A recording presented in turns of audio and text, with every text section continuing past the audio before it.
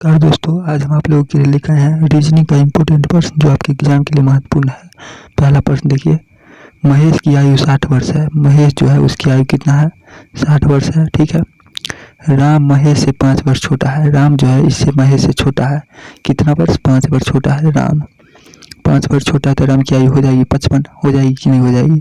और राजू से 4 वर्ष बड़ा है। और किसके लिए? राम के लिए, फर्स्ट वाले के लिए और का प्रयोग होता है।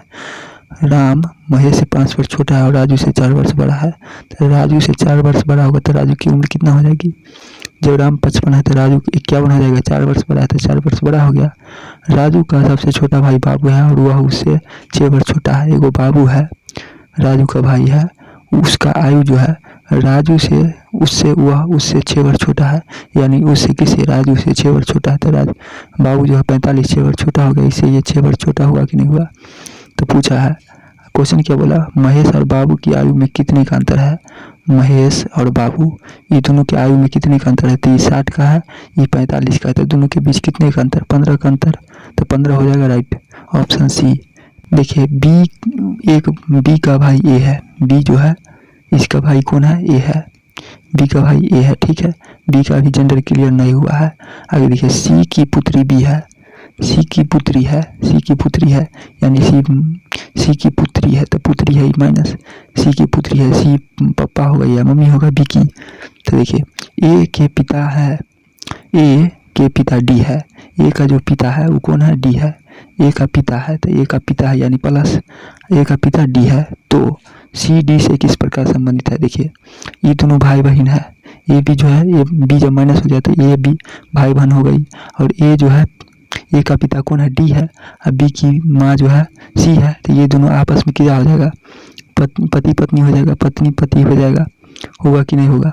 तो आप कहिएगा बिल्कुल होगा। तो सी, तो बोला है सी डी से किस प्रकार संबंधित है? तो डी से जिसमें से लगा रहे उसी चीज से चलना है।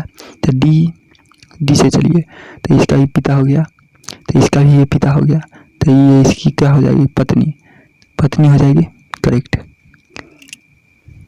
आगे वाला देखिए, यदि जेंडर को कूट भाषा में इतना और वाटर को इतना लिखा जाए तो इसका पूछा गया। तो देखिए, इसमें तो कुछ करवे नहीं किया है। जी का मान जो है यहाँ से 3, ए का मान हो गया 2, आर का मान हो गया 5, डी का मान हो गया फिर यहाँ से 7। मतलब ये जो है सब ऐसे कर दिया है। तो बस इसी में से मान निकालना है। तो देखिए, मान जब निकालना है तो इसको हटाते हैं। देखिए, WA बोला है, WARDEN, यही ना पूछा है। तो W कहाँ पर है? W यहाँ है और इसका वैल्यू यहाँ 9 दे रखा है। पहला लेटर है तो 9 वाला ऑप्शन हो जाएगा। तो दूसरा ऑप्शन गया। आगे देखिए, ए है तो ए कहाँ पर है? ए देखिए, जी के बाद ए है तो 3 के बाद क्या है? 2 है। तो ए का वैल्यू हो गया 2। तो 2 वाला तो एक ही ऑप्शन है, ऑप्शन ए हो जाएगा करेक्ट। चेक करने की जरूरत ही नहीं है। चलिए अगला प्रश्न देखिए। क्वेश्चन कहता है, निम्नलिखित वेन आरेख में कौन सा आरेख हुआ विज्ञान, भौतिक विज्ञान और रसायन विज्ञान के बीच संबंध स्थापित करता है? देखिए, विज्ञान जो है विज्ञान है तो विज्ञान के अंदर ही ना जो विज्ञान है इसका ही ना शाखा है भौतिक विज्ञान और रसायन विज्ञान। मतलब विज्ञान के अंदर ही हो जाएगा भौतिक विज्ञान, भौतिक और विज्ञान के अंदर ही विज्ञान के अंदर ही हो जाएगा भौतिक, विज्ञान के अंदर ही हो जाएगा क्या? रसायन। दोनों रसायन और भौतिक विज्ञान दोनों विज्ञान का ही शाखा है तो दोनों विज्ञान के अंदर ही हो जाएगा। तो ऐसा ऑप्शन कौन है भैया? ऑप्शन डी है। ऑप्शन डी जो है हमारा करेक्ट हो गया। नेक्स्ट प्रश्न देखिए, निर्देश 1 से 3 प्रश्न निम्नलिखित जानकारी को ध्यान से पढ़िए और नीचे दिए गए प्रश्न का उत्तर दीजिए। 5 लड़के ABCDE एक वृत्त में 3 लड़कियां FGH के साथ बैठा हुआ है, उन सभी का मुख केंद्र की ओर है। देखिए, 5 या 3 8 लोग है। ठीक, तो 8 लोग को बैठाइए। 2 3 4 5 6 7 8 लोग हो गया। सबका मुख केंद्र की ओर है। तो जब ये केंद्र की ओर मुँह होगा ये हमारा दायां हो जाएगा और ये हमारा ऐसे जाएंगे तो ये हमारा बायां हो जाएगा। सॉरी, इस पर लिख देंगे तो कैसे काम चलेगा? तो ये हमारा क्या हो जाएगा? बायां हो जाएगा। ठीक है, बाईं ओर। अब आगे बढ़िए। एक मात्र लड़का है जो 2 लड़की के बीच बैठा हुआ है। तो एक को अगर यहाँ रख दे तो यहाँ पर लड़की हो सकती है, यहाँ पर लड़की हो सकती है। ठीक है। अब देखिए, BE के बाएं दूसरे स्थान पर है, ये बात अभी नहीं हुआ है।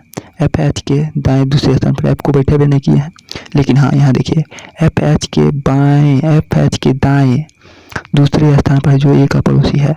F जो है H के दाएं है, H के दाएं। तो एच को अगर यहाँ रख दे तो एच के दाएँ तो पहला दूसरा स्थान पर यहाँ पर कौन है, एफ है। कोई आएगा कहेगा किसी नहीं, ये का पड़ोसी भी हो गया, लेकिन कोई आएगा कहेगा किसी नहीं, हम ऐसे नहीं, हम ऐसे करेंगे। एच को हम यहाँ रख देते हैं और वो एफ को हम यहाँ रख देते हैं। तो रखना दीजिए, कोनो दिक्कत है, एफ को यहाँ रख दीजिए। चलिए अब देखिए फिर से अब क्वेश्चन को हम यहाँ तक तो पढ़ लिए। बी के पड़ोसी में एक लड़की है, ए बी के बाएं तीसरे स्थान पर है। ए जो है बी के बाएं, तो बी के बाएं में है, तो बी को अगर यहाँ रख दे तो पहला दूसरा और तीसरा स्थान पर ए हो गया। ये भी फॉलो कर दिया नियम।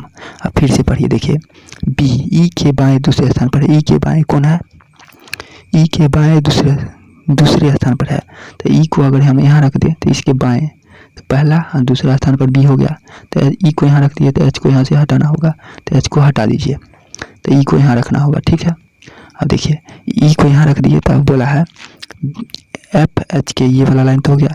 सी बी के एकदम बाएं को है, सी जो है बी के एकदम बाएं को है, तो सी बी के एकदम बायां, तो सी जो है सी को यहाँ रख दें तो बी के एकदम बायां, तो बी यहाँ हो गया, तो बी के एकदम बायां हुआ कि नहीं हुआ, इधर हो गया तो बायां हो गया।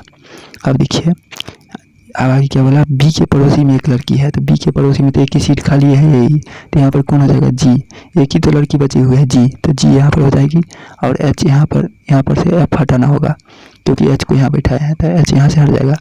अब कौन बच गया, एगो बच गया डी, तो डी कहाँ बैठ जाएगा, यहाँ बैठ जाएगा। एक ही तो सीट खाली है तो डी यहाँ बैठ जाएगा। अब देखिए अब नीचे दिए गए प्रश्न का उत्तर दीजिए।